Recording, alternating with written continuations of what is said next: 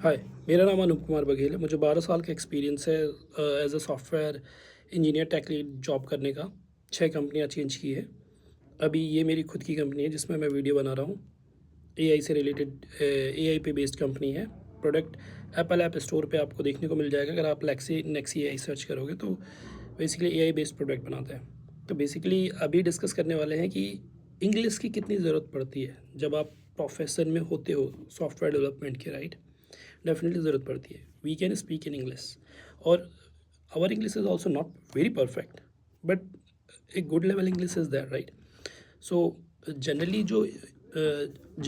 What we need in English, so to communicate with the foreign clients only.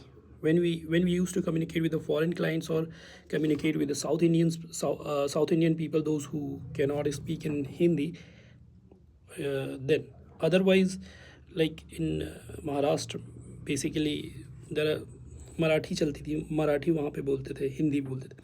सो थोड़े से इससे आपने देख लिया कि मेरी इंग्लिश कैसी है। इतनी भी परफेक्ट नहीं है, ठीक है।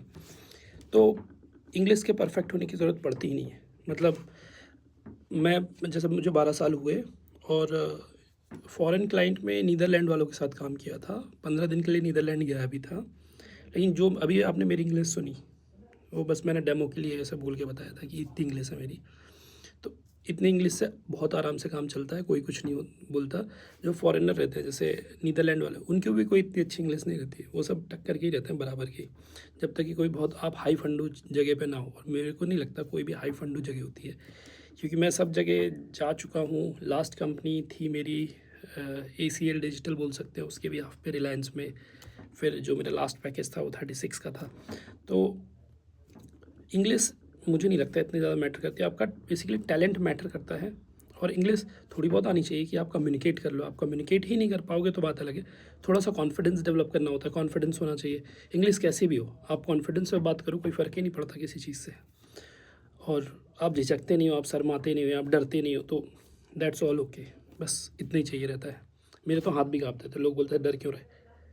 अरे नहीं डर रहे भाई, मतलब ठीक है, हम इग्नोर कर दो या कुछ भी है, नहीं डर रहे। तो वो आपके कम्युनिकेशन स्टाइल में झलक जाता है कि आप नहीं डर रहे हो। स्टार्टिंग में मैं ज़रूर डरता था। मतलब डरता क्या था, झिझक होती थी कि इंग्लिश में कैसे बात करेंगे। जब मैंने फ़र्स्ट टाइम किसी फॉरेन क्लाइंट से बात करी थी, मेरे जॉब के 2 ढाई साल बाद, जब मुझे टीम लीड बना के बिठा दिया गया था सीधा आगे क्लाइंट के सामने। ज़्यादा से ज़्यादा 1-2 महीने ही झिझक रही होगी, उसके बाद सब नॉर्मल हो गया। और इंग्लिश इतना फ़र्क नहीं पड़ता, बस कम्युनिकेशन के लिए आपको थोड़ी सी तो आनी चाहिए। That's it.